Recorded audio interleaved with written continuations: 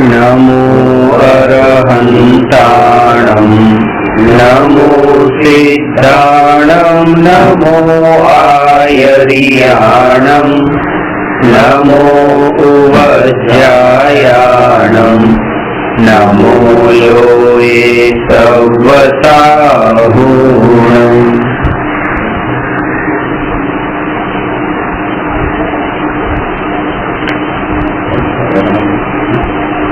प्रश्न नंबर 236 पर चर्चा थी। स्वाध्याय कोने कहे छे અને સ્વાધ્યાય કેટલા પ્રકારના હોય છે? સ્વાધ્યાયની પરિભાષા એ બતાવેલી સ્વ, અધિ અને અય એ ત્રણ શબ્દોનું મિશ્રણ છે સ્વાધ્યાય. સ્વનો અર્થ થાય છે પોતે, અને પોતાનો અર્થ અહીંયા શરીર અને આત્માની જે મળેલી અવસ્થા છે એ અવસ્થાનું નામ સ્વ નથી.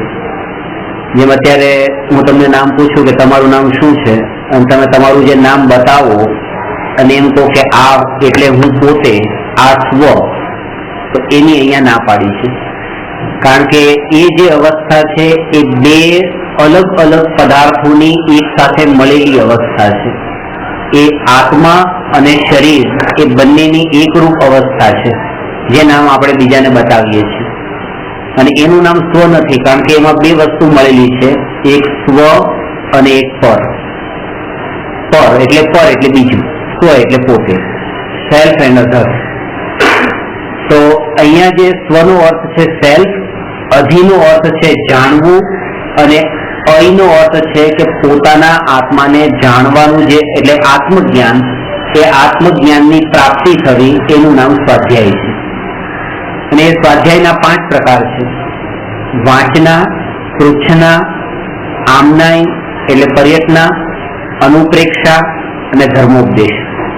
વાંચનામાં કોઈ પણ આગમનો શરૂઆતથી લઈને અંત સુધી અભ્યાસ કરવો, એનું નામ છે વાંચવું, એનું નામ છે વાંચના. હવે એ કહે કે એ આગમનો અભ્યાસ આપણે કરી શકીએ કે ન કરી શકીએ. આપણે તો ગ્રહસ્થ છીએ, અને ઘણી વખત તમે એવું સાંભળ્યું છે કે આગમ તો મહારાજ સાહેબ ને સાધુ ને એ જ વાંચી શકે, ગ્રહસ્થોએ ન વાંચવા જોઈએ, કારણ કે એમાં જે બધી વાત બતાવી છે એ આપણને સમજાય એવી નથી. તો અહીંયા એ કહે છે કે એવું નથી. શાસ્ત્રનો સ્વાધ્યાય કોઈ પણ કરી શકે, આગમનો સ્વાધ્યાય કોઈ પણ જીવ કરી શકે. એનું કારણ એ છે કે તીર્થંકર ભગવાનના સમોસરણમાં જે વાત તીર્થંકર ભગવાને 4 જ્ઞાનના ધની ગણધરદેવને બતાવી હતી, એ જ વાત પશુઓને પણ બતાવી હતી. ભગવાને એવો ભેદ નતો પાડ્યો, કારણ કે સમોસરણમાં તો જાનવર પણ, ગાય ભેંસ પણ ભગવાનની વાણી સાંભળવા જાય છે, અને 6મા 7મા ગુણસ્થાન વર્તી ગણધરદેવ પણ જાય છે. પણ તીર્થંકર ભગવાન એવો ભેદ નથી રાખતા કે આ જીવ માટે અલગ ઉપદેશ આપવું ને બીજા જીવ માટે અલગ ઉપદેશ. કોઈ પણ સંઘની પંચેન્દ્રિય જીવ, એટલે કે જેને 5 ઇન્દ્રિય અને મન હોય, એને સંઘની કહેવાય.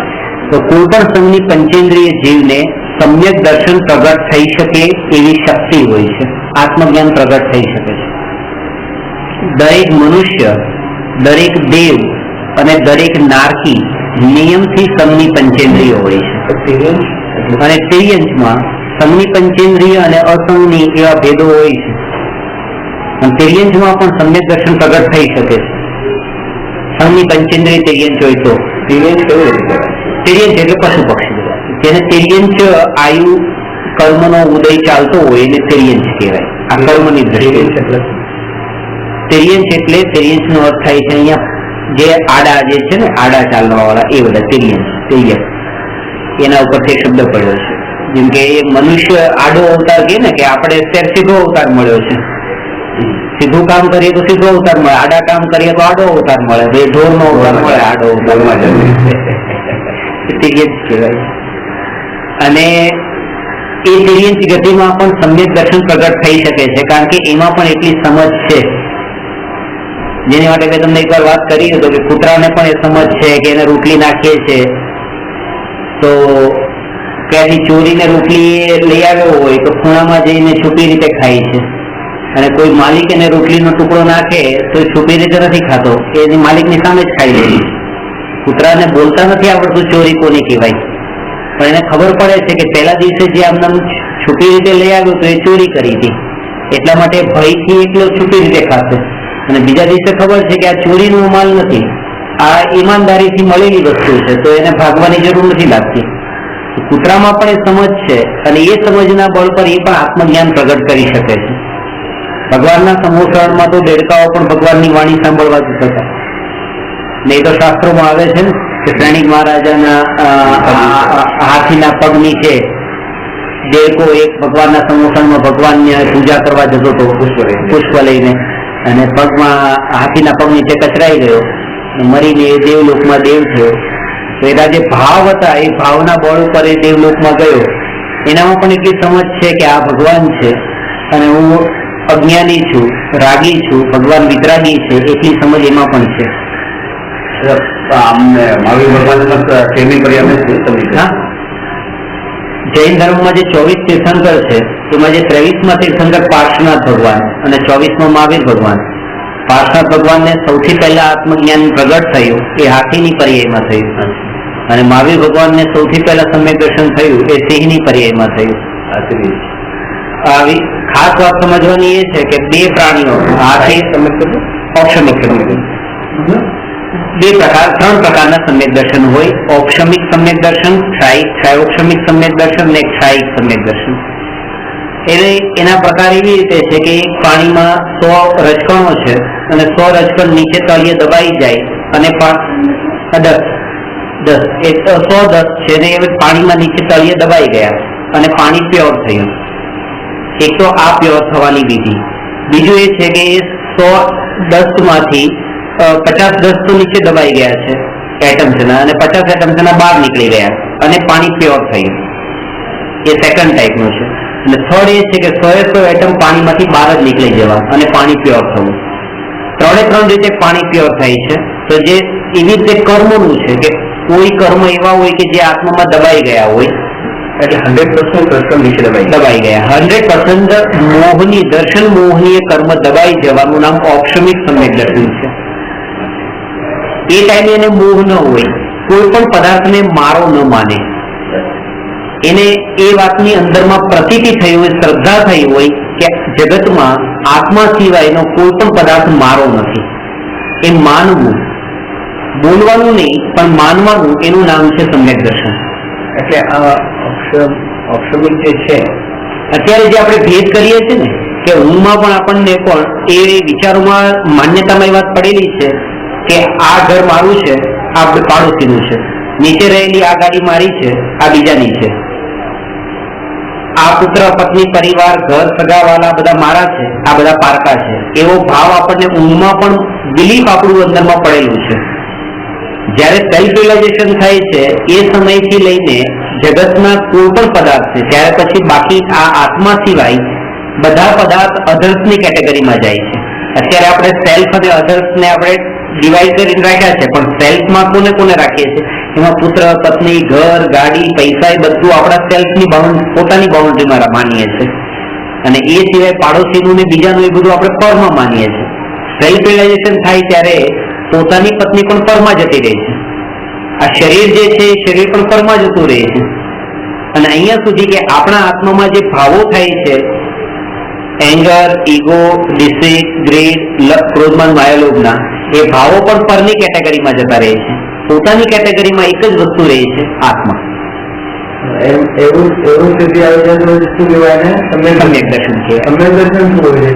સમ્યક દર્શનનો અર્થ જ એ છે કે સેલ્ફ રિયલાઇઝેશન, જેને આપણે એમ કહેવાય કે કોઈ પણ જીવ આજ સુધી મોક્ષે ગયા છે, શરીર જેને છૂટ્યું છે, કારણ કે મોક્ષમાં મહાવીર ભગવાનને હવે શરીર નથી, અશરીરી છે. જે આપણે નમોકાર મંત્રમાં કહીએ છીએ, નમો અરિહંતાણમ નમો સિદ્ધાણમ. મહાવીર ભગવાન became sadhu at age of 30 and he became arihant at age of 42 and became siddha at age of 72. તો એ ત્રણ અવસ્થા છે, 30 years, 42 years અને 72 years. તો 42 to 72 એ જે 30 વર્ષની અવસ્થા છે એ અરિહંત અવસ્થા હતી. ત્યારે તો શરીર હતું, જયારે આપણને અહીંયા ઉપદેશ આપતા હતા સમોસરણમાં, એ અરિહંત ભગવાનની અવસ્થા હતી. આફ્ટર અટેનિંગ કેવલ જ્ઞાન એન્ડ બિફોર લિવિંગ બોડી, એને કહેવાય અરિહંત અવસ્થા.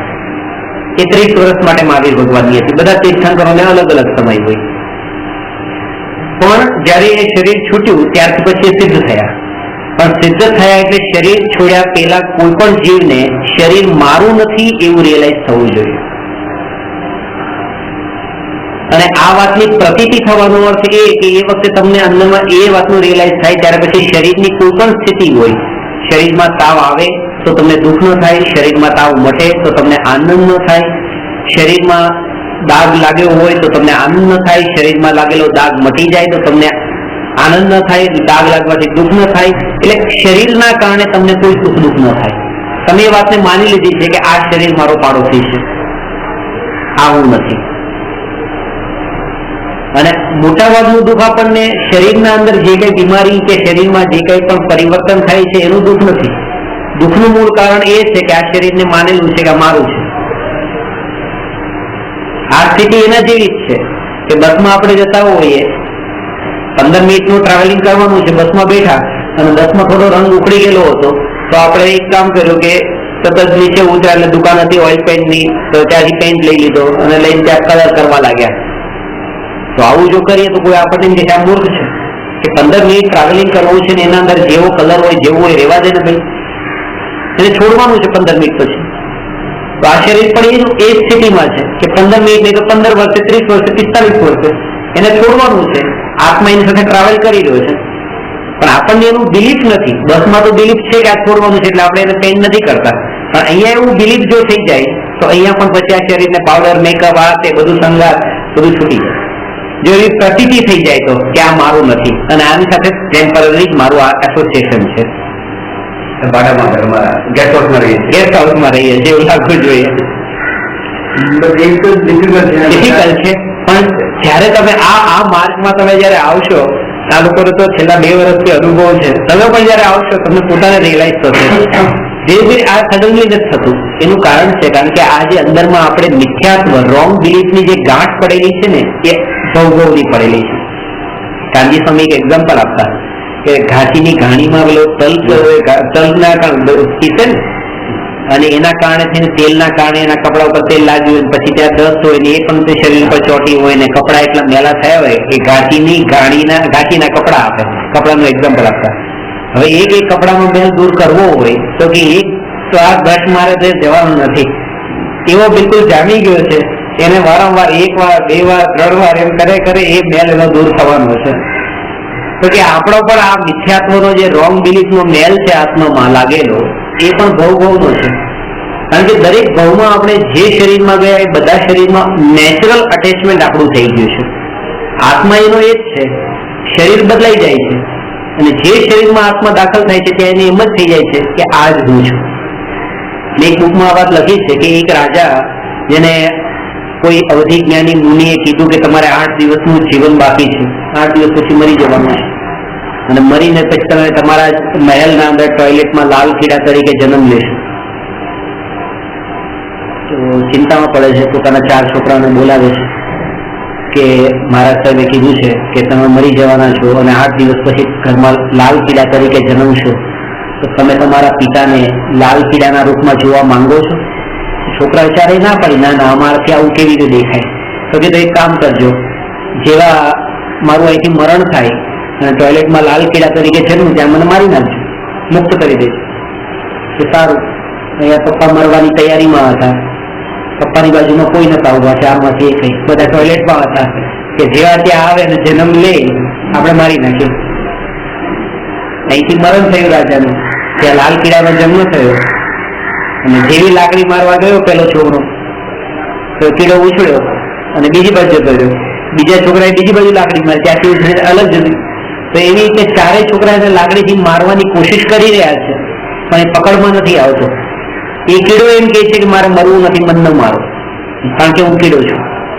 જે આત્મા રાજાના શરીરમાં હતો ત્યારે એને રાજાના બોડીમાં એટલું અટેચમેન્ટ હતું કે આ જ હું છું, આ બોડીને મારે છોડવું નથી. એ જ પૂરું અટેચમેન્ટ એને કીડાના શરીરમાં ગયા પછી એ બોડીમાં થઈ જાય છે કે આ જ હું છું, મારે મરવું નથી. આ નેચરલ અટેચમેન્ટ છે અને એ ભવનું જે શરીરમાં આત્મા દાખલ થયો છે ત્યાં થઈ ગયું છે. અને એ જ મૂળ કારણ છે આપણા બર્થ અને ડેથના સાયકલનું. જે સંસાર પરિભ્રમણનું મૂળ કારણ આ છે. નિગોદિયાને પણ એવું હોય છે. બટાટામાં જે જીવ છે એક શ્વાસમાં 18 વખત જન્મ મરણ કરે છે. છગણમાં હોય ને, એક શ્વાસમાં 8, 10, 12 જન્મ્યો મર્યો ભર્યો દુઃખ. એક શ્વાસમાં 18 વખત જન્મ મરણ કરે છે. મોઢામાં મૂક્યા અને એક શ્વાસ લઈ એટલા ટાઈમમાં તો એના 18 વખત જન્મ થાય ને 18 વખત મરે. બટાટાના રહેલા જીવ. અને એ પણ એક જીવ નહીં, અનંત જીવ. કંદમૂળ બધા એ કંદમૂળ એના અંદર અનંત જીવ. એક રૂમ તો એવો છે કે પોતાનો પર્સનલ પ્રાઇવેટ રૂમ છે, અને એક એવો છે કે જે કોમન છે કે જેના અંદર 10 લોકો સાથે રહે છે. 10 લોકોની સાથે આપણે એક દિવસ પણ રહેવું હોય તો આપણે વિચારવા પડે કે આ બધા અલગ અલગ ક્યાંથી આવેલાની સાથે એક દિવસ કેવી રીતે કાઢવો આ રૂમમાં. તો જે શરીરના અંદર એક જ બોડી છે અને આત્મા એક નથી, અનંત આત્મા છે, એક જ બોડીને શેર કરે છે, એનું નામ છે કંદમૂળના જીવ, નિગોદના જીવ. એક શરીર એક અને આત્મા અનંત. તો બધી આત્માઓ એક જ આદમી અલગ અલગ આત્માઓ છે દુનિયામાં, એટલે આપણે જેવી પણ આત્માઓ છે જે તમે મારા જેવા, હું તમારા જેવો, બધા એક જ સરખા એક જ ક્વોલિટીના આત્મા છે. ખાલી એની અવસ્થાઓ અલગ અલગ છે. અવસ્થાઓ અલગ અલગ છે. મારો ક્રોધ વધારે છે, તમારો ઓછો છે, કોઈનો એનાથી વધારે છે, કોઈનો એનાથી ઓછો છે, એવી રીતે હોઈ શકે. હું મરી ગયો હું પણ કંદમૂળમાં જન્મ લઈ. હા હા कंदमूल तो निगोद में भी आता है. निगोद में आता है. तो कंदमूल की भी एक भी इंद्रिय में एक इंद्रिय होती है, स्पर्शन इंद्रिय होती है, एक इंद्रिय होती है ना. वो निगोद में एक इंद्रिय तो होती, तभी तो कोई भी संसारी जीव बिना इंद्रिय का नहीं होता. कम से कम एक इंद्रिय, अधिक से अधिक 5 इंद्रिय होती ही है. इंद्रिय उन्हें नहीं होती जिनको शरीर नहीं होता, और वो सिद्ध भगवान है.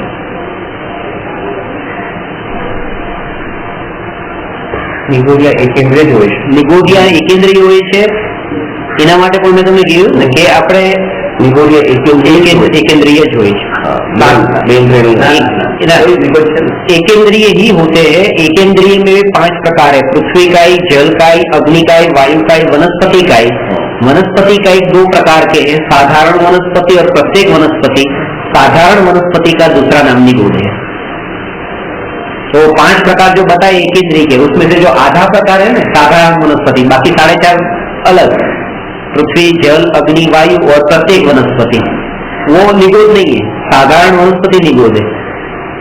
और इसके लिए ये जो गाजर, मूली, आलू वगैरह खाते हैं तो उसको खाने का मना किया है. और ये तुवे बटाना जो है उसको, उसमें एक में एक जीव मरता है और उसमें पूरा मरता है. दोनों में कितना अंतर है कि वो भिंडी की सब्जी है तो उसमें से पूरा जो उसका पौधा है, उसका छोड़ है, उसको तो उसमें से अपन एक भिंडी निकालते हैं, 10 भिंडी निकाल ली, वो उसको जड़ मूल से उसको उसका सर्वनाश नहीं कर दिया, उसका उस पौधे का अस्तित्व तो रहने दिया ना.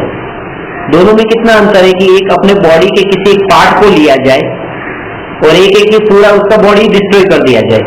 तो जब अपन मूला निकालते तो उसका पूरा पौधा ही निकाल देते, उसको जड़ मूल से डिस्ट्रॉय कर देते. आलू को ऐसे ही निकाल देते, प्याज को ऐसे ही निकाल देते. बहुत सारे लोग पूछते रहते हैं कि मूंगफली है वो भी जमीन में उगती है, आलू भी जमीन में, मूंगफली क्यों खाते हैं, आलू क्यों नहीं खाते हैं? ऐसा साधारण का मतलब शरीर एक होता है और सभी आत्माओं का शरीर साधारण कॉमन बॉडी, और प्रत्येक माने प्रत्येक इंडिविजुअल बॉडी.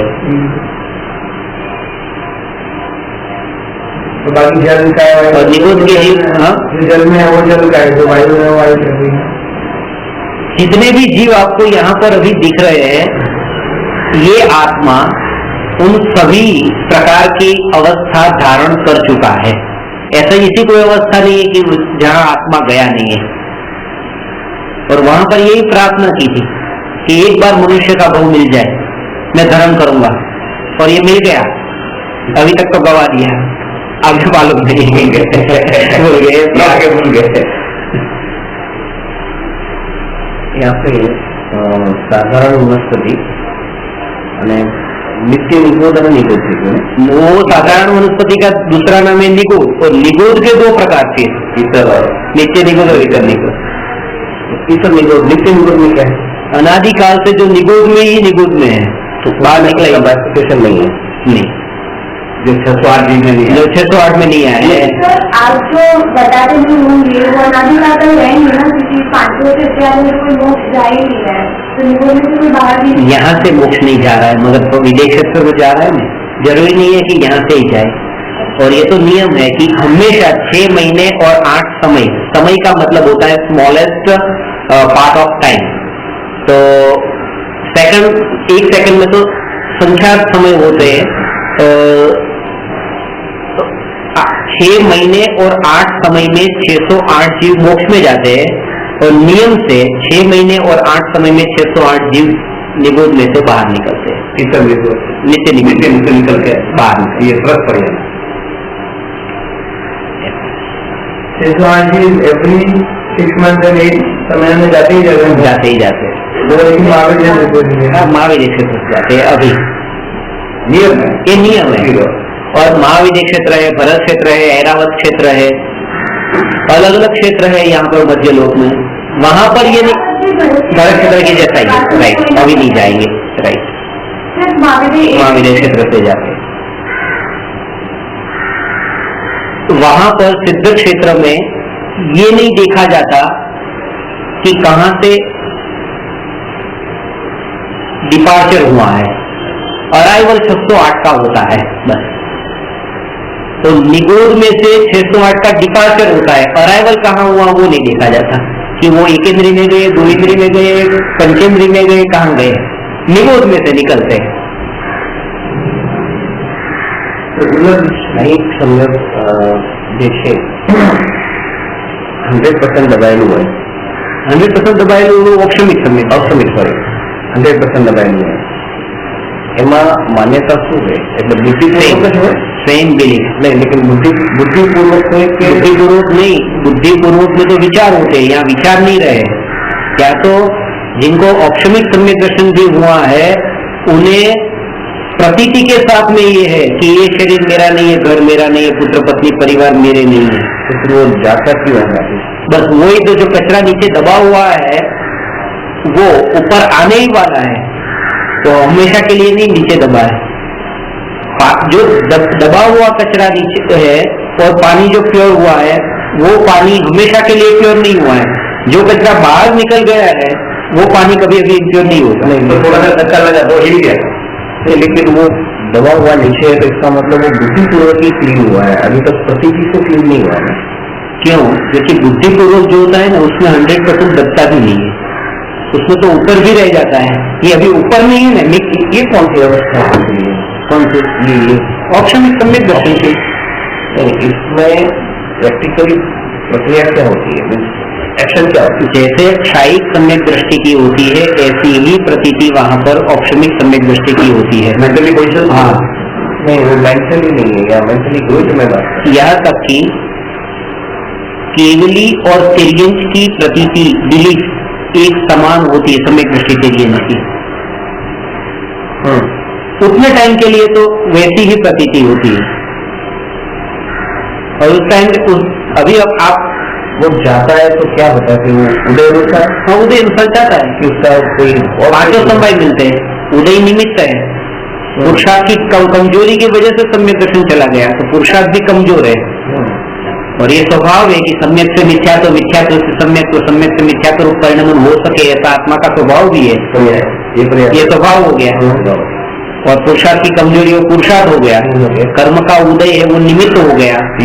और वो उस टाइम पे ही क्यों छूटा, वो कालब्धि हो गई, और ये तो होना था तो वो भविष्य होगी।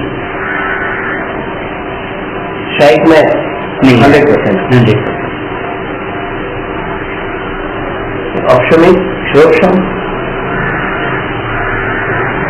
औक्षमिक, क्षयोक्षमिक और क्षायिक, जिस समय वो सम्यक दर्शन है उस समय प्रतीति तो ऐसी है, तीनों में सेम है। प्रतीति में प्रतीति का मतलब होता है बिलीफ, मानना। उस समय ये मानते हैं बस, फिर उनके अंदर की प्रतीति ऐसी रहेगी कि ये किसी और को कहा जा रहा है। जैसे मैं इनको कहूं कि आप आज अच्छे नहीं लग रहे, तो आपको कुछ दुख नहीं हुआ, क्योंकि आपको मालूम है कि आज ये मेरे को नहीं कहा, और मैं कहूं कि आज आप अच्छे नहीं दिख रहे तो भी आपको दुख नहीं होगा, क्योंकि आपको ऐसा अंदर में बिलीफ है कि ये मेरे को नहीं कह रहे, ये शरीर को कह रहे, मैं आत्मा हूं। और ये पूरा दुख उसका ही है। शाही मतलब इधर थोड़ा प्रॉब्लम है। शाही श्रेयक्षम एंड उपशम 100% दबा हुआ, 50% दबा हुआ एंड 100% क्लियर। 50% दबा हुआ भी मिश्रित हो जाता है, वो लंबे काल के लिए रहता है। औक्षमिक सम्यक दर्शन तो कुछ समय के लिए, अंतर्मुहूर्त के लिए होता है, अंतर्मुहूर्त के लिए होता है और वो लंबे समय तक रहता है। तो 66 सागरों को साल तक रहता है। अनुत्तर विमान बोलते हैं उनको होता है। और शाही सम्यक दर्शन परमानेंट है। वही तो आपको बताया कि 5 इंद्रिय और मन जिनको भी है सबको ये हो सकता है। जिनको एक भेद ज्ञान, ये आपको बताया ना कि पार्श्वनाथ भगवान को हाथी की पर्याय में, महावीर भगवान को शेर की पर्याय में सम्यक दर्शन हुआ, आत्मज्ञान हुआ। उसका उपार्जन पहले किया था। वही तो कि दोनों प्राणी, शाकाहारी प्राणी में बलवान प्राणी हाथी और मांसाहारी प्राणी में बलवान प्राणी शेर, और दोनों बलवान प्राणियों ने अपनी शक्ति का प्रयोग दूसरों को मारने के लिए नहीं किया, बल्कि अपनी आत्मा में जो अनादि काल का मिथ्यात्व रूपी शत्रु है उसको मारने के लिए अपनी शक्ति का प्रयोग किया। पूर्व भव में वो संस्कार दृढ़ हुए थे, जिसकी वजह से वो पशु की पर्याय में भी हो गया।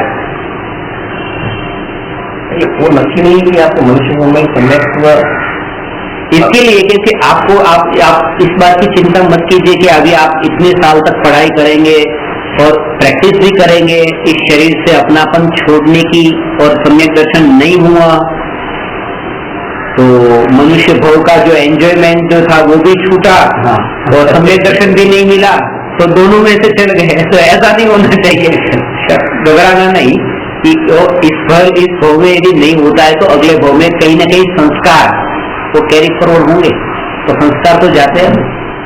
तो सरलता जो है आपके आत्मा में, जो सरल परिणाम है, कोमल परिणाम है, क्षमा वाला स्वभाव है, तो इस भव में भले ही नहीं हो, मगर इस प्रकार के परिणामों के कारण अगले भव में संस्कार साथ में जाएंगे।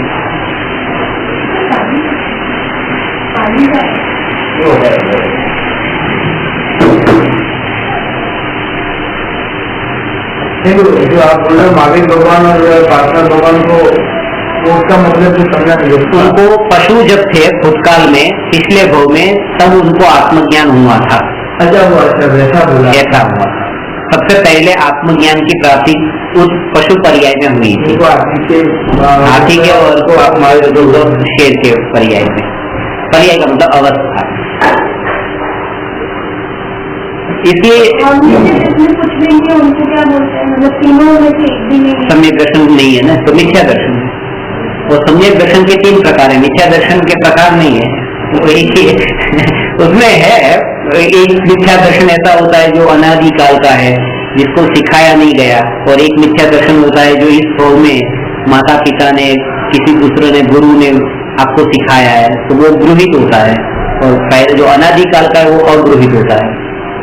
जैसे वो अंधश्रद्धा की जो सब है ना कि आप ये करेंगे तो आपको ये मिलेगा, तो वो गृहित मिथ्या दर्शन, वो आपने इस भव में आके सीखा है किसी के सिखाने पर। और शरीर को अपना मानो, वो आपको किसी ने सिखाया नहीं है, वो तो आप नेचुरल जन्म हुआ तब से ही मानते थे, वो अगृहित है।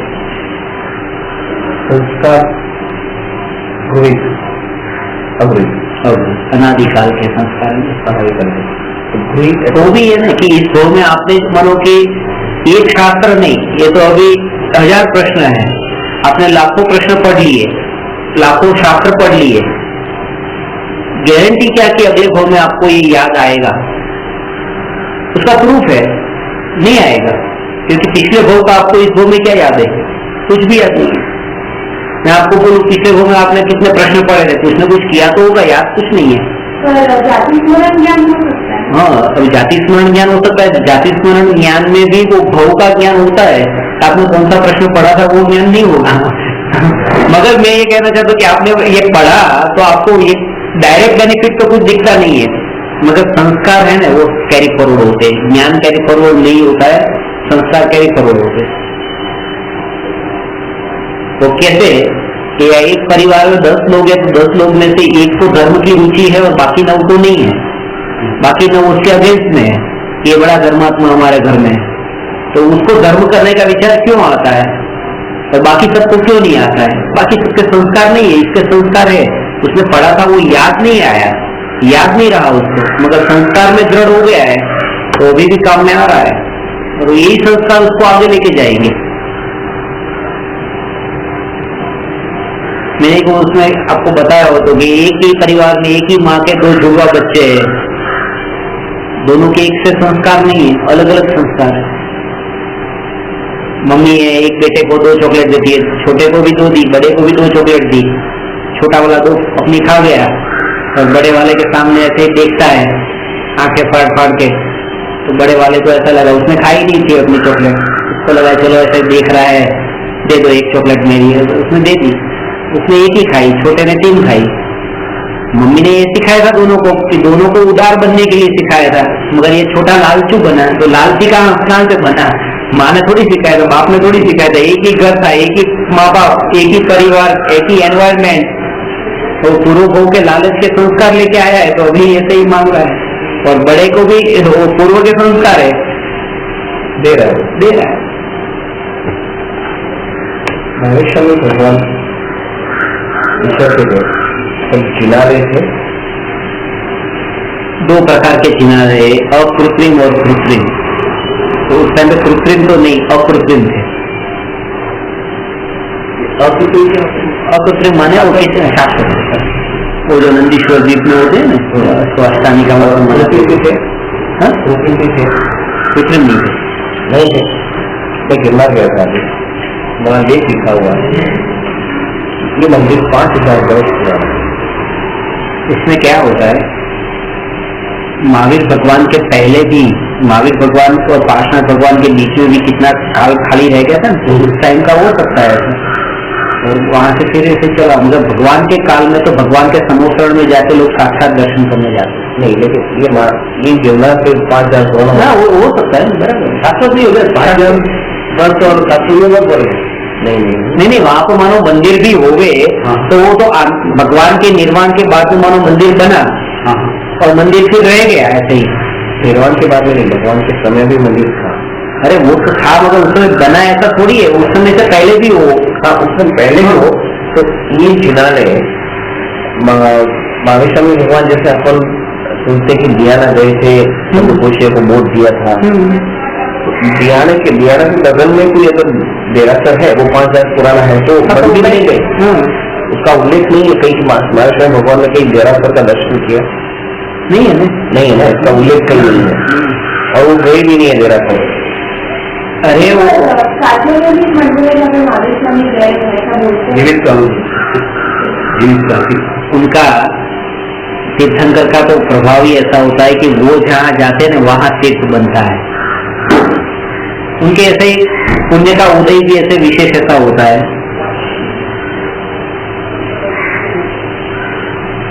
वो तीर्थ में नहीं जाते, वो जहाँ जाते हैं वहाँ तीर्थ कहलाता है, वो तीर्थ कहलाता है। किंतु साधना के समय में भी, साधना के समय में तीर्थंकर के और बाकी जीवों की साधना का भी अलग अलग उसका अतिशय रहता है। अतिशय रहता है। हाँ, तो उसमें जन्म के अतिशय होते हैं, जन्म से ही रहते हैं, साधना नहीं की तब से ही अतिशय रहते हैं। जन्म के होते हैं, देवकृत होते हैं, केवल ज्ञान से होते हैं, कुल 46 प्रकार के है ना।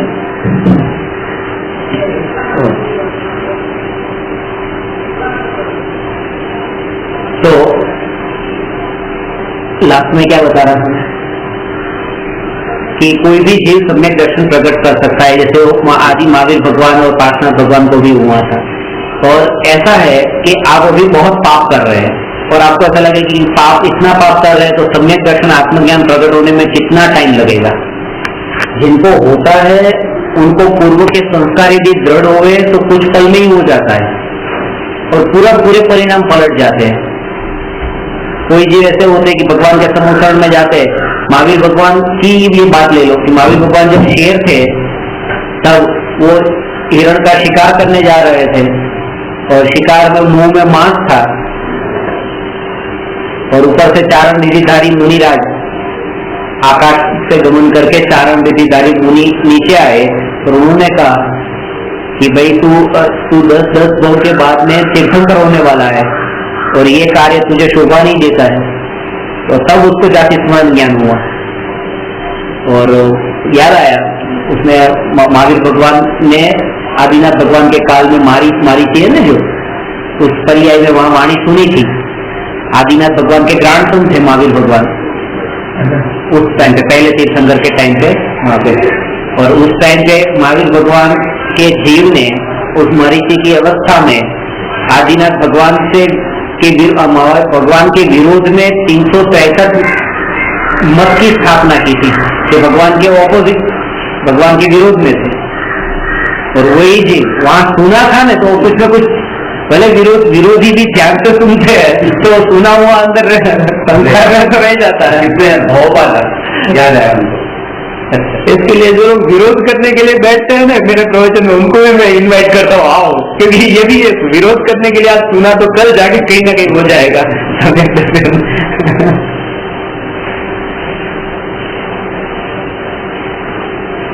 तो ये पहला तो वांचना, दूसरा है पूछना। आप किसी को प्रश्न पूछते हैं तो भी वो स्वाध्याय है, वो भी एक स्टडी है।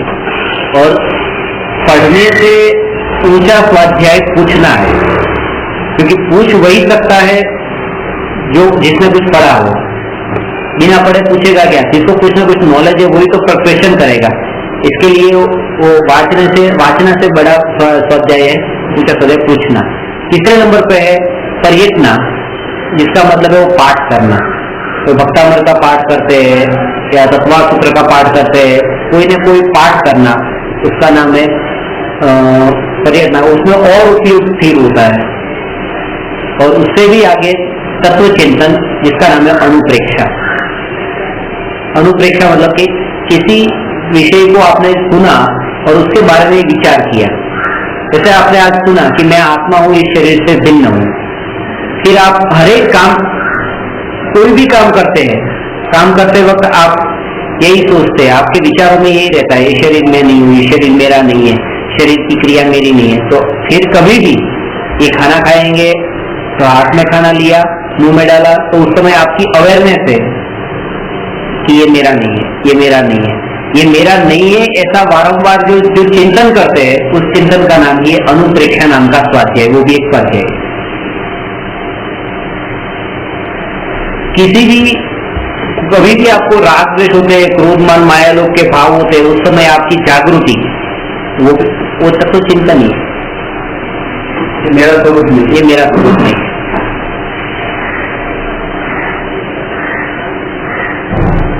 श्रवण ने कांच का गिलास फोड़ दिया, आपको गुस्सा आया, उस समय चिंतन किया, विचार किया, इसे उसने फोड़ा ही नहीं, ये मैंने फोड़ा है, तो गुस्सा चला गया। मगर ऐसा कैसे हो सकता है? नजर के सामने दिखा कि उसने फोड़ा, तो चिंतन किया कि मेरे घर का गिलास फूटा तो ऐसे थोड़ी फूटा है, मेरे कोई पाप किए होंगे, पाप का उदय आया है कि गिलास फूटा है, तो रिस्पॉन्सिबल मैं नहीं हूँ, तो वो नहीं है, मैं हूँ। कि जब पाप का उदय होता है तो एक नहीं 10 गिलास भी फूटते हैं। तो मेरे पाप का उदय नहीं होता तो वो श्रवण नहीं फोड़ेगा, वो तो निमित्त है। बस तो अपने कर्म के उदय के ऊपर अपन जब लेते ना किसी भी इंसिडेंट को कि मेरे किए हुए कर्म का फल मैं भोग रहा हूँ, इसके पीछे दूसरा कोई रिस्पॉन्सिबल नहीं है, ऐसा वो तो है ही कि आपके घर में वो जो ग्लास है तो वो ग्लास में आपका पुण्य का उदय है, तो आपके घर में वो ग्लास है। जिसमें वो पुण्य का उदय नहीं होगा तो वो ग्लास भी घर में नहीं रहेगा, वो है। मगर पुण्य के उदय से जो मिला है उसमें अपनापन करना चाहिए, ऐसा यहाँ पे नहीं कहते। यहाँ पे तो ये कहते हैं कि वो पुण्य के उदय से मिला है, वो आपका है, मगर वो उदय भी पल भर के लिए है और वो वस्तु भी पल भर के लिए, इसीलिए अपनापन मत करो। वो है आपका मगर वो मोमेंटरी है, वो मोमेंटरी का रियलाइजेशन यहाँ पर करा रहा है।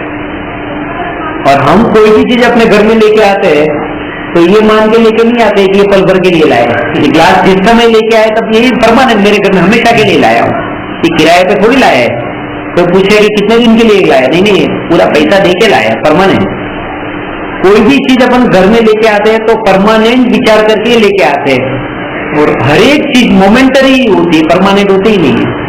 और यही कारण है कि जब वो टूटती फूटती है तब वो हमें दुख होता है कि पहले से हमारी धारणा थी।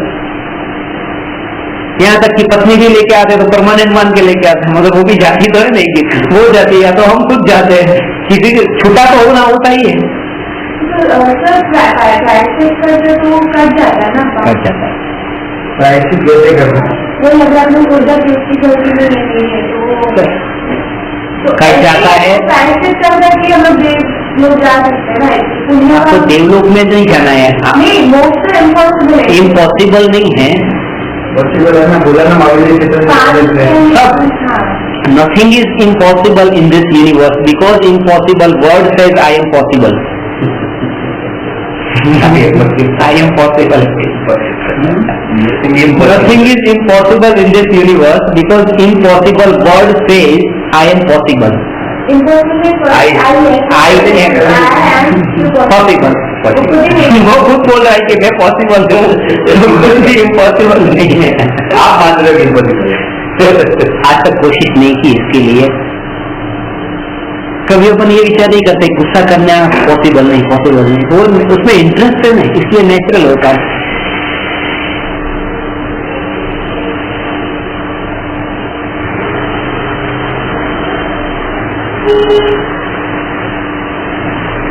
यदि इस भाव में संस्कार दृढ़ हुए तो अगले भाव में महाविजय क्षेत्र में जन्म होगा, वहां से भगवान की वाणी सुन के वहां से भगवान से पहले मोक्ष में जा सकते हैं, ऐसा भी।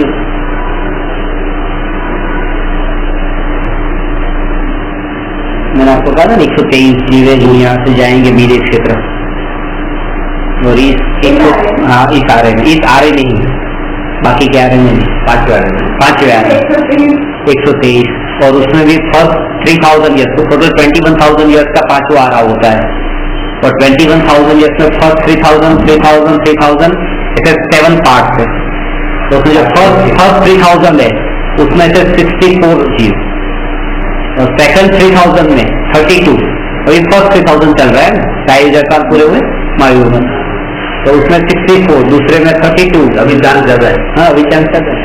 थर्ड में 12, फोर्थ में 8, फिफ्थ में 4, सिक्स में 2, और सेवंथ में ओनली 1, टोटल 120।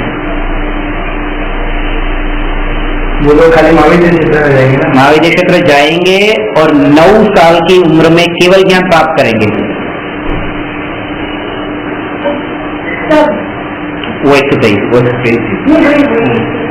और मैंने आपको एक बार बताया था ना कि अभी आप यहाँ पर मेरे पास में बैठ के पढ़ते हैं, और आप यहाँ से मर के विजय क्षेत्र में आपका जन्म हुआ, और 9 साल के बाद में आपको केवल ज्ञान हुआ, आप अरिहंत भगवान हो गए, और 10 साल के बाद में मैं यहाँ पे ही पढ़ा रहा हूँ और क्लास की शुरुआत करता हूँ, नमो अरिहंतानंद बोलता हूँ, जो स्टूडेंट मेरे पास पढ़ता था मैं उसको ही नमस्कार करता हूँ क्योंकि वो अरिहंत हो चुका है।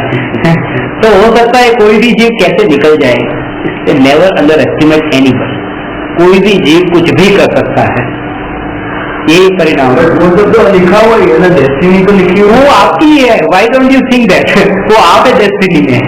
मैं बोल रहा हूँ वो ठीक है, ठीक है, वो ठीक है, वो तो अनंत काल की डेस्टिनी ठीक है। ऐसा वो सब जीतना है, उस जीत मैं गिन रहा तो मेरा 64 नंबर लगेगा।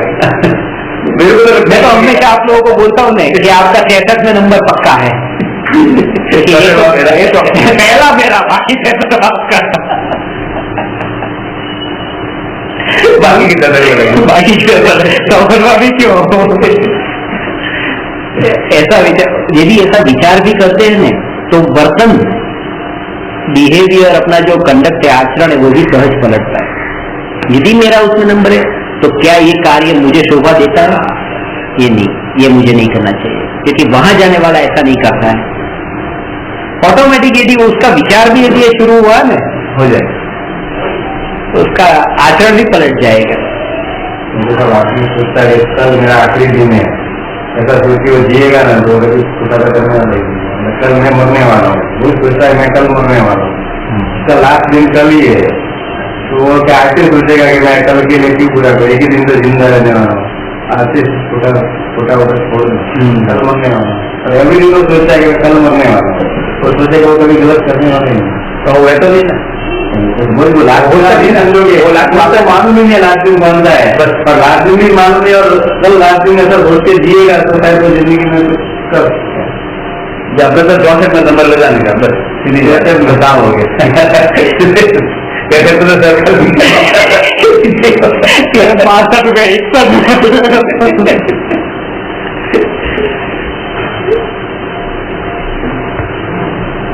ऐसा ही है लाइफ का। मुझे वो मोक्ष पक्का जाती है। नहीं जरूर वहाँ पर आगे करते हैं ना,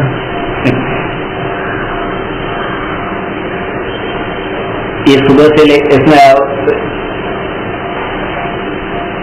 मरण कारण में लिखा है कि जब जन्म होता है बच्चे का तो उसका पहला कपड़ा होता है वो उसको जबला बोलते हैं, और आखिरी कपड़ा होता है उसको कफन बोलते हैं, और दोनों में समानता है कि जेब नहीं है। तो फिर बीच वाला जो कपड़ा है उसको उसकी जेब भरने के लिए इतने पाप हम क्यों करते हैं, और उसमें भी पाप करता है तो उसके शरीर का विचार नहीं करता है। पूरे दिन भर सुबह से लेकर रात तक वो कितना काम करेगा, इतना काम करेगा, और काम करते शरीर को बीमार करेगा और पैसा कमाएगा, फिर वो कमाए हुए पैसे से शरीर को ठीक करेगा, पहले खराब करेगा, पहले खराब करेगा, फिर उसको शरीर को उसके पैसे से ठीक करेगा। उसमें ऐसा लिखा है वो जीता है इस तरह जैसे मरने ही वाला नहीं है, और मरता है इस तरह जैसे जिया ही नहीं है। श्रीमद राजचंद्र जी ने कहा है कि मरने के लक्ष्य से जीना और जीने के लक्ष्य से मरना। सुबह आंख खोले तो बस आज ही मेरा मरण है, कल भी नहीं।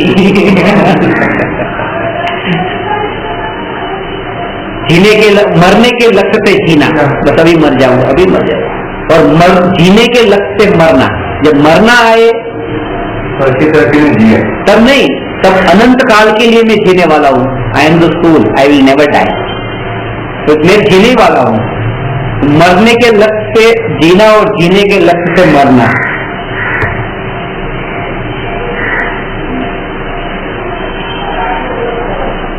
और ये सब मोमेंटरी एक पल में सब समझ में आता है कि ये जिनको अपन अपना कहते हैं वो पल भर में पलटते हैं कि ये पिताजी मेरे पिताजी बीमार है, डॉक्टर के पास में ले गए, ब्रिज कैंडी हॉस्पिटल में एडमिट किया, डॉक्टर ने बोला 5 करोड़ का खर्चा होगा। 5 करोड़ ही अपने पास में था, पूरा खर्च करने के लिए तैयार हो गया कि नहीं, जिस पिता ने मेरे को 5 करोड़ दिए उनके लिए खर्च करने के लिए तैयार हूँ। ऑपरेशन करना पड़ेगा, 5 करोड़ का खर्चा है, लेके गया, लेके जा रहा था, उस टाइम पे पिताजी की डेथ हो गई। 5 करोड़ तो चलो बच गए।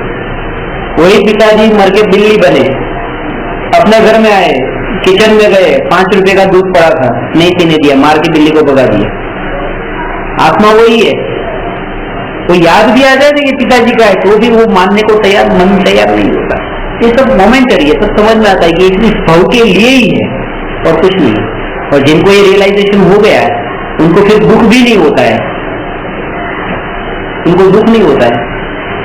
कई वो पिता को हुए कि बिल्ली बन गया है और देखो मेरे को 5 रुपए का दूध नहीं पी रहा है, मेरे 5 करोड़ रुपए छोड़ दिया, दुख नहीं होता है। संसार ऐसा ही होता है। बट बिल्ली को उसे मालूम नहीं ना कि उसके बेटे का घर है। अरे हो भी जाए तो भी उसको, ज्ञानी यदि हो तो ज्ञानी को ये दुख नहीं होता है किसी भी प्रकार की। अज्ञानी को मालूम नहीं पड़ता, ज्ञानी को दुख नहीं होता। ज्ञानी को जगत की प्रत्येक घटना में आश्चर्य नहीं होता है कि ऐसा क्यों हुआ, ऐसा क्यों। आप कोई साड़ी और 500 रुपए की बेचते और कोई साड़ी 400 रुपए की वही बेचता है सामने की दुकान में, और कोई कस्टमर लेके वहां से 400 की खरीद के आए, उसमें आश्चर्य नहीं होना चाहिए। दुनिया ऐसी है, जिनको जहाँ सस्ता पड़ेगा वहां जाएगा। तो जैसे अपन वो बात समझ में आ जाती है कि बराबर है वो, ऐसे ही संसार में हर एक घटना आश्चर्य करने वाली नहीं लगनी चाहिए।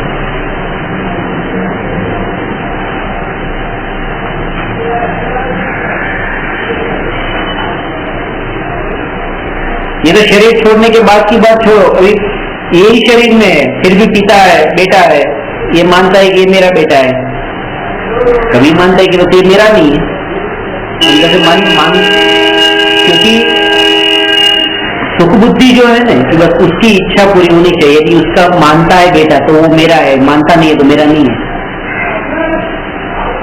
अखबार में डिक्लेयर कर देता है कोई इसके साथ में कोई भी प्रकार का संबंध रखेंगे तो मैं जिम्मेदार नहीं हूँ, ये मेरा नहीं है, आज से मेरा कोई संबंध नहीं है, तो क्योंकि मेरा माना नहीं उसने। जिसको ब्लड रिलेशन बोलते हैं वो भी अंदर से तो वो रहे नहीं, मेरा अपना नहीं रहा, अपनापन नहीं रहा। ज्ञानी उसे कहते हैं जो उसका बार बार चिंतन करते हैं, उसका नाम है अनुप्रेक्षा। और जब चिंतन करके आपको इतना ज्ञान होवे कि अब आप दूसरों को भी समझा सकते हैं, जैसे अभी धनराज भाई समझा सकते हैं, रवि भाई समझा सकते हैं, तो वो धर्मोपदेश काम का स्वाध्याय करते हैं, फिर दूसरों को समझा देते, थोड़ा बहुत समझाएंगे, जितना समझाएंगे सच समझाएंगे, नहीं आएगा तो फिर मना भी कर देंगे ये नहीं मालूम, तो वो धर्मोपदेश नाम का स्वाध्याय होता है। और वो स्वाध्याय सबसे ऊंचा है, किसी को समझाने का स्वाध्याय जो है वो सबसे ऊंचा है। उसका कारण मैंने बताया कि जो समझने वाला है उसका अटेंशन 60 मिनट में से 55 मिनट भी हो सकता है, 50 मिनट भी हो सकता है, समझाने वाले का 60 मिनट कंप्लीट अटेंशन है उसमें, इसलिए पूरा बेनिफिट समझाने वाले को हुआ है। स्वाध्याय यही तो। और तोडरमल जी ने तो यहाँ तक लिखा है मोक्षमार्ग प्रकाशक नाम के शास्त्र में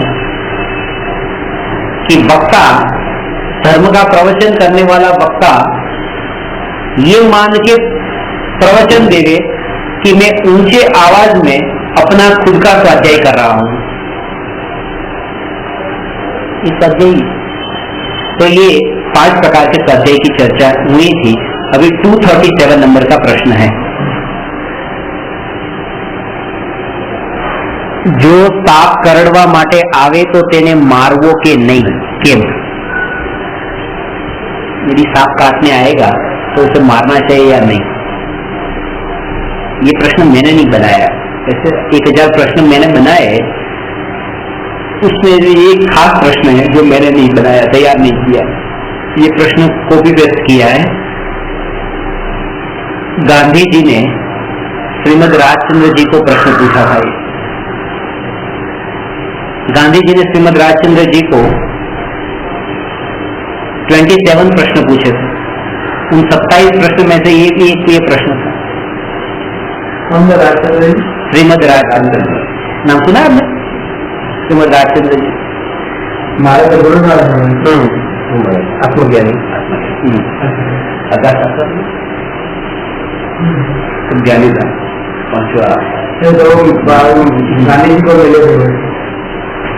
चर्चा पत्र से चर्चा हुई थी गांधी जी की श्रीमद राजचंद्र जी के साथ, और गांधी जी ने भी कहा है गांधी जी उनको अपने गुरु मानते थे, श्रीमद राजचंद्र जी। और गांधी जी के जीवन में 3 लोग आए जिससे गांधी जी सबसे ज्यादा प्रभावित हुए थे। 3 फिलोसोफर, उसमें टॉल्स्टॉय, रस्किन और श्रीमद राजचंद्र जी। और उसमें गांधी जी खुद कहते हैं कि श्रीमद राजचंद्र जी से जितना मैं प्रभावित हुआ हूँ उतना तो टॉल्स्टॉय और रस्किन से भी प्रभावित नहीं हुआ। तो वो श्रीमद राजचंद्र जी के सामने प्रश्न किया, उसमें बहुत सारे प्रश्न थे कि ये मारना चाहिए कि नहीं, इस टाइप का ही है कि मैंने आपको प्रैक्टिकल क्वेश्चन, कि आप घर में हैं, आपकी पत्नी भी है, बच्चे हैं, दरवाजा बंद है, वहां से किसी ने दरवाजा खटखटाया, आतंकवादी था, उसने कहा दरवाजा खोलो, मुझे अंदर ले लो, मेरे पीछे 2000 लोग मेरे पीछे पड़े और मुझे मार देना चाहते हैं क्योंकि वो मुझे आतंकवादी समझते हैं। मैं आतंकवादी हूँ मगर आज के बाद कोई पाप नहीं करूंगा, मैं आपको वादा करता हूँ। उस वक्त आपको दरवाजा खोलना चाहिए या नहीं खोलना चाहिए? Practical question. यदि आप धर्म का जो थ्योरी पढ़ना अलग बात है, इम्प्लीमेंट क्या करेंगे? आप गाड़ी लेके जा रहे हैं, बीच में कुत्ता आया, आपके साथ में दूसरे 4 लोग भी है, आपके बाजू में एक है, पीछे 3 बैठे हैं, ब्रेक मारेंगे कि नहीं मारेंगे? और पीछे एक ट्रक आ रहा है, करेंगे? कुत्ते को मारेंगे कि नहीं मारेंगे? This is practical question. दूसरा आप क्या करेंगे? मैंने एक को पूछा था ये प्रश्न, हस्बैंड वाइफ दोनों क्लास में बैठे हुए, तो दरवाजा खोलेंगे कि नहीं खोलेंगे? हस्बैंड ने बोला कि मैं तो खोल दूंगा, क्योंकि वो इतना प्रायोजित करता है, बस कोई भी चीज पलट सकता है, कभी भी उसको रियलाइजेशन हुआ बस कब नहीं करना। वाइफ बोलेगी मैं तो नहीं खोलूंगी, मैं तो नहीं खोलूंगी, क्योंकि उसका क्या भरोसा है? पहले बोलता है, फिर अंदर आके फिर अपने ऊपर प्रहार करे, बच्चों के ऊपर प्रहार करेगा, और पीछे 2000 लोग भी हैं, 2000 लोग अपने ऊपर प्रहार कर सकते हैं, इसको अंदर लिया तो उन्होंने बहुत बहस की। फिर हस्बैंड क्या बढ़ गया, तेरे बाप के घर से ले घर लेके आइए, मेरा घर है, दरवाजा नहीं खुलेगा, मैं चिंता मत करो, दरवाजा खुलेगा। वो बोलता है बोला खोले, कोई दरवाजा आतंकवादी नहीं आया इधर, तो खाली आपको पूछ रहा था, उसमें आप इतने उछल गए कि नहीं नहीं दरवाजा तो खुलेगा। पत्नी बोली कि नहीं खुलेगा, आधे घंटे तक नहीं, तो कसाई की स्थिति होता नहीं आया तब तक, तब से ही ऐसा है, तो आएगा तब क्या होगा मालूम नहीं।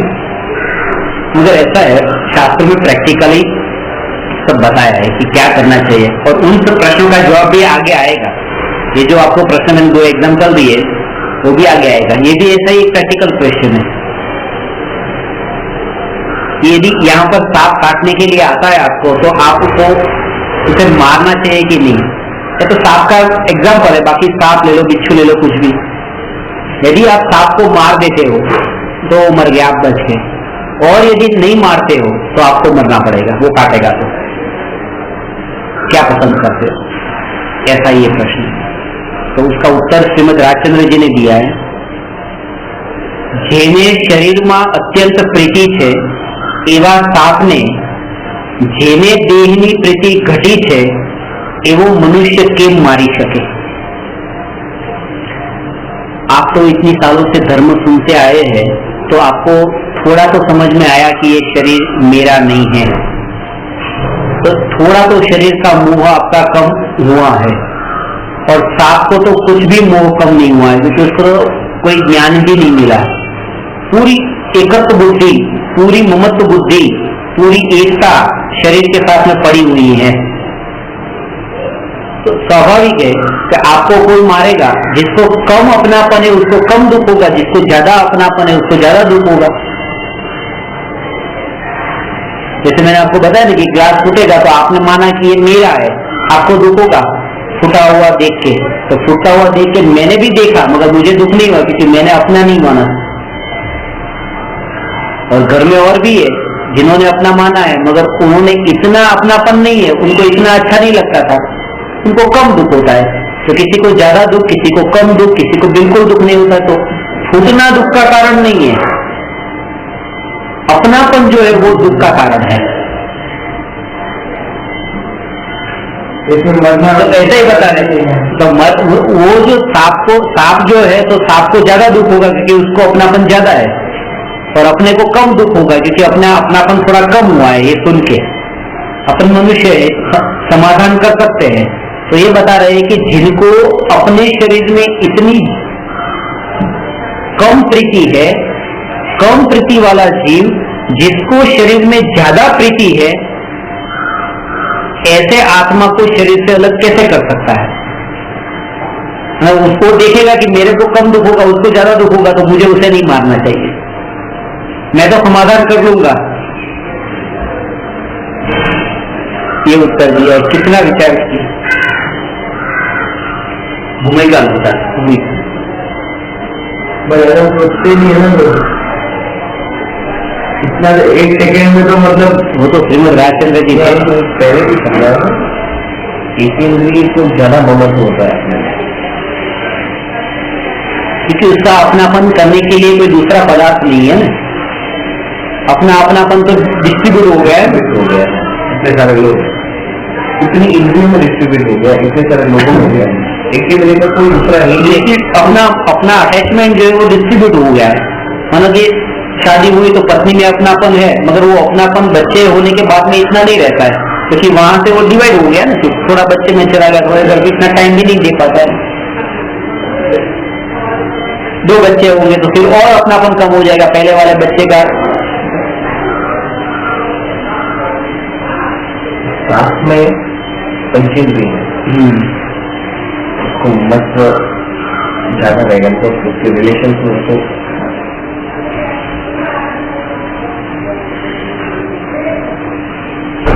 फिर आगे कहते हैं, મુમુક્ષુ જીવે એ વિચાર કરવો જોઈએ કે મંદ કષાયથી પણ જો મને દુઃખ થાય છે તો જેને તીવ્ર કષાય હોય તેવા જીવને મારવાથી બીજા જીવને કેટલું દુઃખ પહોંચશે। ખરેખર નિશ્ચયથી જીવની દ્રષ્ટિ પોતાના પરિણામ તરફ હોવી જોઈએ। अन्य जीवने दुख पहुंचे के नहीं एवा विकल्प करीने मन फावे ते वर्तन न करवू चाहिए। इसमें ये बता रहे हैं कि किसी दूसरों को हर्ट होगा या नहीं होगा वो आप मत सोचो, आप ये सोचो कि मुझे हर्ट नहीं करना है। मुझे अपने आप को नहीं करना है कि सामने अपने आप को उसको हर्ट नहीं करना है, ऐसा भाव मुझे रखना है। उसको हर्ट न भी हो सकता है, कोई पहलवान है, पहलवान को एक मैंने मुक्का मारा, उसको कुछ हर्ट नहीं हुआ है, मगर मेरा तो भाव था ना उसे मारने का, तो मुझे ये नहीं सोचना चाहिए कि उसको तो वैसे भी लगने वाला नहीं है, चलो मारो। तो वो भाव से मैं तो मर गया, इस भाव से मैं मर गया, कर्म तो मैंने बांध लिए। वीडियो गेम चलते रहे।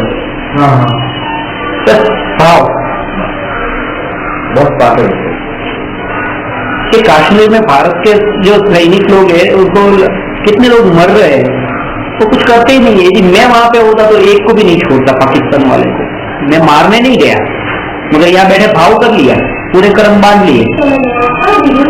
तो पता है कि अपन मस्ती के लिए कर रहे हैं, उसमें क्यों रियल में कोई अपने को पता है जी नहीं है सामने, तो उसमें क्यों फायदा? बराबर, मेरे मारा अपने को पता है अगर असली में कोई शेर होता तो अपन नहीं मारते, अपने को पता है सामने कोई है ही नहीं, सिर्फ एक और वीडियो है, उसमें काम नहीं करना चाहिए। वो भाव जो है ना, मारने का भाव, वो संस्कार उसके अंदर, उसके वृत्ति अंदर दृढ़ होती है उस समय। आपने वो शास्त्र में पढ़ा नहीं है, वो कपड़े का वो मुर्गा बनाया और उसको काटा, इसने कहा कि आपको मुर्गा काटना पड़ेगा, तो बोले मैं तो मुर्गा काट नहीं सकता, हिंसा होती है, कपड़े का बनाया और फिर कपड़े का बना के फिर तलवार से काटा, पाप तो वही लगा। और भाव है वहां पर कोई मरता नहीं है, मतलब उसके जो भाव है वो स्वयंभू रमण समुद्र की वो मछली का जो एग्जाम्पल आपको नहीं मालूम, वो तंदुर मत्स्य, तंदुर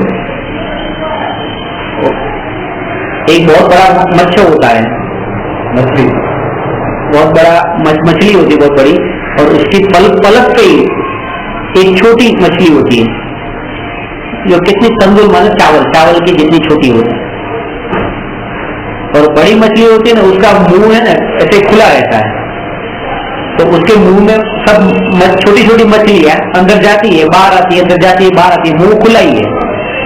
ये देखती है तंदुर मछली जो छोटी, ये क्या कर रहा है, बड़ा मछली हो, अंदर जाते छोटी छोटी मछली मुंह बंद क्यों नहीं कर देती? यदि मैं होती तो एक को भी बाहर नहीं जाने देती, बंद कर देती, खा जाती। तो वो खाने थोड़ी वाली थी, उसका पेट इतना छोटा था कि उसमें एक मछली भी अंदर जाने वाली नहीं है, मगर उसके अंदर विचार भी ऐसा आया कि मैं होती तो एक भी नहीं छोड़ती। इस विचार के कारण 7वें नरक में जाता है वो तंदुर में, 7वें नरक में, 6वें में नहीं।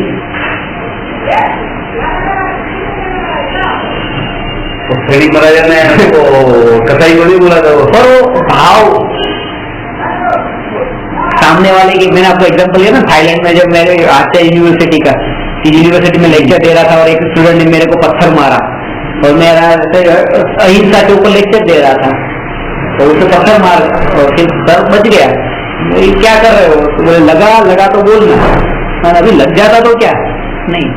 फिर मैंने उसको आपको बताया कि उसको पाप लगेगा कि नहीं, पाप तो लग गया, भाव था, पाप तो उसको तभी लग गया जब वो पत्थर उठाने से पहले भाव आ गया था, तभी पाप लग गया। दूसरा क्या है कि ये सब वीडियो गेम से अंदर के विचार में कितने प्रकार के पाप बनते हैं। खाली पाप मारने का पाप नहीं,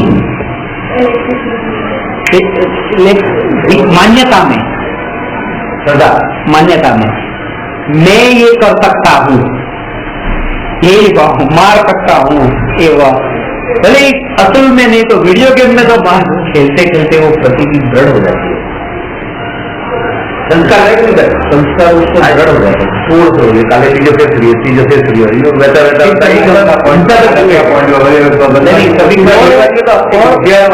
रोज का प्रमाण है, ₹1 के लिए उसने मार जीव ले लिया, आठाने के लिए जीव ले लिया, एक बीड़ी के लिए जीव ले लिया, सिगरेट के लिए दिया, दारू की बोतल के लिए, तो ये सब क्यों होता है? कारण वही है, टीवी देखने नहीं दिया, छोटे बहने बड़े बैठे बोला टीवी देखने में क्या पाप है, अपने तो कुछ कर ही नहीं हो, हमने करने वाला हो, सामने वाला अपने क्या करें, फिर भी अपने को पाप लगता है कि भाव अपने जो है ना, अपने विचार जो है ना उसमें इन्वॉल्व हो जाता है बस, और वही वो पाप का कारण, अपना थिंकिंग जो भी है, विकल्प विचार पाप का असली कारण हो। सही है।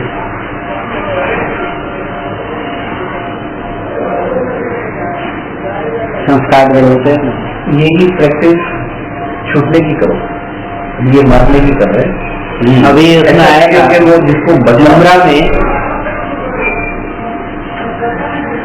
एक कोई मुस्लिम भाई था, उसकी शादी हो गई थी, एक शादी कर ली थी, फिर बाहर दूसरी शादी किसी से कर ली, और फिर हॉस्पिटल में एक बीमार हो गई, हॉस्पिटल में था, तो जो पहली वाली पत्नी थी वो उसकी ट्रीटमेंट कर रही थी, उसके साथ में बैठी हुई थी, तभी ये उसका हस्बैंड है, दूसरी वाली जो है उसका हस्बैंड ये है, ऐसा उसकी फ्रेंड को मालूम था दूसरी वाली पत्नी की, तो उसने उसको हॉस्पिटल में देख लिया और उसको बता दिया कि तेरा हस्बैंड तो हॉस्पिटल में, तू यहाँ पे क्या कर रही है? तो ये वहां पे हॉस्पिटल में गई और वहां पर पहली वाली पत्नी भी बैठी थी, तो पता चला, फिर बोले कि मेरा हस्बैंड है, बोले मेरा हस्बैंड है। दूसरी वाली को तो इतना गुस्सा है, बोले कि ये हस्बैंड मेरा ही है, बोले कि वो तेरे साथ शादी की थी, बोले पहले मेरा हस्बैंड था, लेकिन ये वो तेरा पुराना था, वो सब छूट गया, अभी फ्रेश तो मेरा है, नया तो अभी वैलिड ये गिना जाएगा। इतना गुस्सा है उसको। वहां से फिर ये साउथ बॉम्बे में किसी से उसने अफेयर किया, पैसे वाले से, वो दूसरी वाली पत्नी ने साउथ बॉम्बे में किससे अफेयर किया, और अफेयर करने के बाद में कुछ 3-4 महीने साथ में रही, फिर उसको बोला कि मेरे को 3 लाख रुपए दो, मैं तुमको दे दूंगी। 3 लाख रुपए लिए, 3 लाख रुपए वहां मुमरा का एक गुंडा है उसको दिया, और वो पहली वाली पत्नी को मरवा दिया। एक छोटी, एक देखो ना, अब ये संस्कार कहाँ उसमें भी आएगा, पेट्रोल में भी आएगा ना। तो अगर ऐसा गेम बताने का हो तो पुण्य मिलता होगा, कितने ऐसा वीडियो गेम है जिसमें अपने इसके लिए वीडियो गेम बचाने वाला खेलना मत करना। साफ लगता है इलेक्ट्रिसिटी का वो पुण्य, तो जीव बदलने का पुण्य भी मिलता होगा ना, अगर साफ लग सकता है तो पुण्य हो सकता है ऐसा। हाँ, दृढ़ता जो है वो बढ़ाने के लिए, लेकिन वो दैट इज नॉट वो प्रैक्टिकल, वो राइट वे नहीं है, क्योंकि है ना वहाँ पे ऐसे भाव तो दूसरी जगह में बैठ कर सकते हैं, दूसरी जगह में बच्चों के लिए तो अधिक सुबह जनरली सवाल, बच्चों की बात तो बात अलग है। बच्चे संस्कार तो देखो ना, छोटे लड़का यदि होगा छोटा तो बचपन से ही लेके वो रिवॉल्वर से पिस्तौल, पापा पिस्तौल पिस्तौल पिस्तौल, और लड़की होगी तो वो खिलौना माने वो डॉल होगी, या तो फिर किचन का सेट होगा, ऐसा कुछ उसको पसंद आता है। लड़के को पसंद नहीं आता है, लड़की को पसंद नहीं आता है, वो पिस्तौल वगैरह पसंद नहीं आएगा लड़की को। और बड़ी होके फिर वो ही होगा कि बच्चा वो लकड़ी लेगा या लड़ाई झगड़ा करे पिस्तौल लेगा, और बड़ी होकर घर संसार बताएगी। वो संस्कार तो फर्क है नहीं। चलो बहुत कम किस्से ऐसे होते हैं जिसमें वो प्रैक्टिस ही उसकी बचपन से ऐसी होना। अब वहां पर तो वो खिलौने की पिस्तौल से ही खेलता था, बड़े होने के बाद में भी वो हिंसा पे आ गया।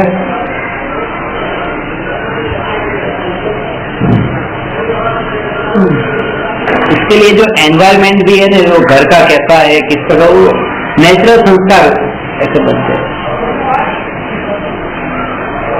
और जो बचपन से जो मिले संस्कार है वो फिर लॉन्ग टाइम के लिए रहते। एक बार यदि आपने कोई चीज चखी है और फिर उसको आपको छोड़ना हो तो बहुत डिफिकल्ट होगा। और जो जन्म से खाया नहीं है उसको खाना फिर उतना ही डिफिकल्ट होगा, आप नहीं खा पाएंगे। जैसे आपने जन्म से मांस नहीं खाया, मांस नहीं खा पाएंगे। आलू खा लिया, स्वाद चखा और छोड़ना बहुत डिफिकल्ट होता है। कितना नियम ले लेते हैं, घर पे नहीं बनता है, बाहर जाके खाते हैं, बाहर नहीं खाते, इंडिया में नहीं खाते, बाहर फॉरेन में तो खाते हैं। तो कितने नियम टिपिकल है। जैन और बचपन से मांस खाएगा तो उसके बाद में वो लगता ही नहीं कि मैं मांस खा रहा हूँ, तो टेस्ट ही ऐसा बन जाता है। और जो मांस खाने वाला अगर वो नहीं खावे बचपन से तो उसको टेस्ट और कई लोग ऐसे घर में भी होता है, 10 लोग खाते और 2 लोग नहीं खाते, कई बार होता नहीं खाते। कई घरों में ऐसा होता है कि घर में वो सामने ही पकता है फिर भी नहीं खाते, क्योंकि वो लोगों का संस्कार है, उसको तो उससे अटैचमेंट हुआ ही नहीं। इसको वो चीज कांदा आलू तो सरकारी है, सरकारी में क्या पाप है, मतलब हर चीज में इसमें जीव होते हैं। अगर आप बोलो कांदा में वो जीव होते हैं, नहीं वो हमारे ज्यादा खाने में आता है, लिवर तो होती है ना, बाकी खाने में वो कांदा हर एक चीज में डलता है, आलू में सब में डलता है, सब सब्जी में। इसके लिए जो ज्यादा पाप जिसमें होता है उसमें आलू में कांदा में पाप है,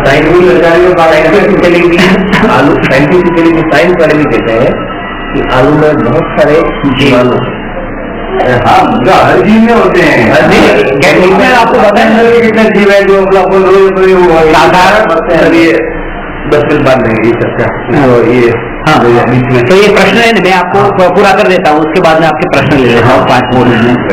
ये क्वेश्चन भी हो जाएगा, इसके पीछे का एक प्रश्न भी आज ले लो। नहीं वो नहीं ले रहा हूँ, नहीं अभी ये बाकी है, पर्याय क्रम बच्चे नहीं अभी ये बाकी है, वो चल रहा है ना, 7 वाला चल रहा है। અન્ય જીવને દુઃખ નહીં પહોંચે એવા વિકલ્પ કરીને મન ફાવે તેમ વર્તન ન કરવું જોઈએ। પ્રત્યેક જીવે પોતાની ભૂમિકા અનુસાર વર્તવું જોઈએ તથા તદનુસાર વ્યવહાર કરવો જોઈએ। अपनी अपनी भूमिका अनुसार करना चाहिए। ये बात है कि हिंसा तो अभी होगी, पाप तो होगा, घर में रहते हैं तो पाप होगा, इलेक्ट्रिसिटी का प्रयोग करेंगे उपयोग करेंगे तो वहां पर भी पाप तो होगा, गाड़ी यूज करेंगे तो वहां भी पाप होगा। तो पाप तो कदम कदम पे होता है। जैन धर्म ने ये कहा है कि बड़े पाप से छूट के कम पाप है वहां पे जाओ। अमेरिका में सब लोग मुझे ये प्रश्न पूछते हैं, क्या प्रश्न? उसमें मांस में भी तो जीव है, आलू में भी जीव है, वनस्पति में भी जीव है, और आप ये भिंडी की सब्जी खाते उसमें भी जीव है, जीव तो सब में है, तो चिकन में भी जीव है और वनस्पति में भी जीव है। तो आप भी पाप करते हैं, हम भी पाप करते हैं, आप ऐसा क्यों कहते हैं कि मांस पहले छोड़ दो? तो उसमें बड़ा और छोटे का भेद वहां पर नहीं है। वो भेद यहाँ पर जैन धर्म में ये समझाया है कि वहां पंचेंद्रिय जीव का घात होता है, वहां मांस भक्षण का पाप लगता है, क्योंकि एक इंद्रिय जीव जो है ना, भिंडी की सब्जी है वो भी किसी का शरीर है ना, उसमें जीव था तो मांस खा रहे कि नहीं किसी के शरीर को खाते हैं, तो मगर ना मना किया है नहीं, क्योंकि मांस की डेफिनेशन जो बताई है वो उसमें कैटेगराइज किया है 2 सेंस से लेके 5 सेंस तक का जो बॉडी है उसका ही मांस, उसका शरीर का ही मांस कहा है। एक इंद्रिय को मांस नहीं कहा, तो पानी पीते हैं वो मांस नहीं खाया, वनस्पति खाते वो मांस नहीं है, श्वास लेते हैं वो हवा जाती है वो मांस नहीं है। वैसे आलू मांस में नहीं आएगा, नहीं आएगा बिल्कुल, मगर अनंत जीव है उसमें, लेकिन तो भी मांस से जो बहुत कम है। अभी एक गाय है, एक पंचेंद्रिय है और एक आलू है, जिसमें अनंत एक इंद्रिय है। आपके सामने 2 ऑप्शन है, उसमें अनंत एक इंद्रिय जीव मरते हैं, वहां गाय में एक पंचेंद्रिय, आप क्या सिलेक्ट करेंगे? तो दोनों छोड़ना चाहिए, मगर 2 में से ऑप्शन एक सिलेक्ट करना हो तो क्या करेंगे? आलू उसमें तो एक पंचेंद्रिय है, कितने सारे अनंत एक इंद्रिय है, वेरी गुड, अनंत एकेंद्रिय, कि उसके मांस में भी अनंत एकेंद्रिय जीव है, अपने शरीर में भी है, बैक्टीरिया।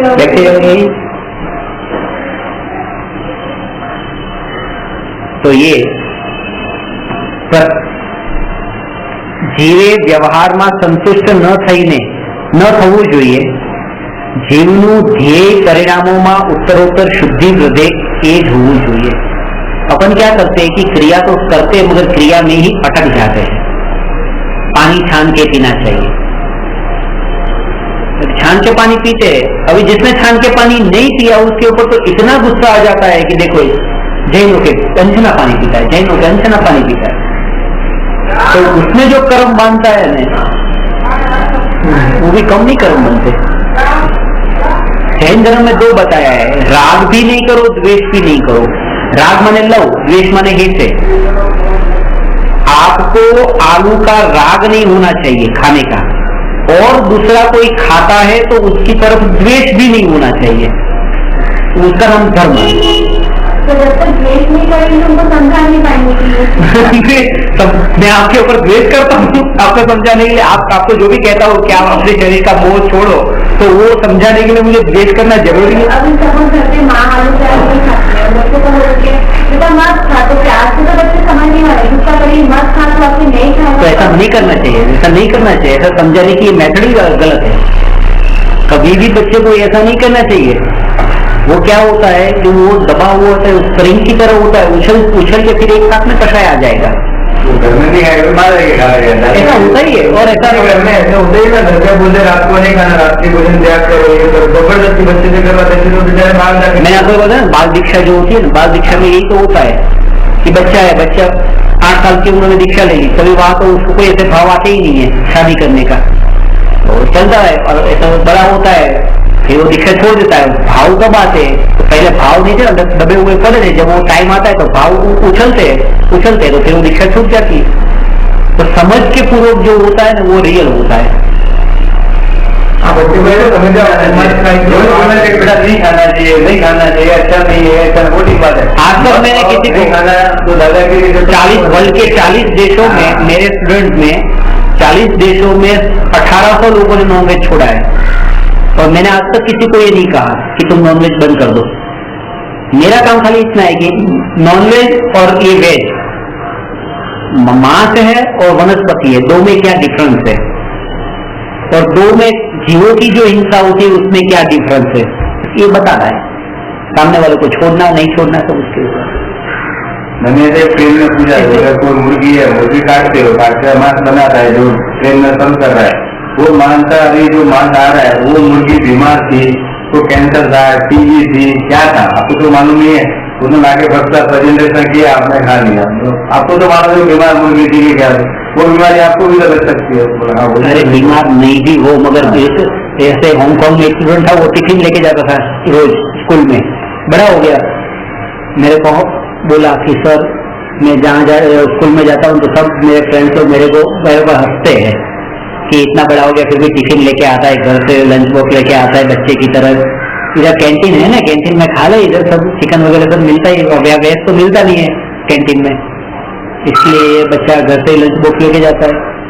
फिर सब चिढ़ाते हैं कि बड़ा वेजिटेरियन वाला आया। फिर मैंने उसको समझाया कि वहाँ बोल देना, उसने बोल दिया कि you people don't know what you eat, even I know what I eat, you eat chicken and inside chicken there is shit also.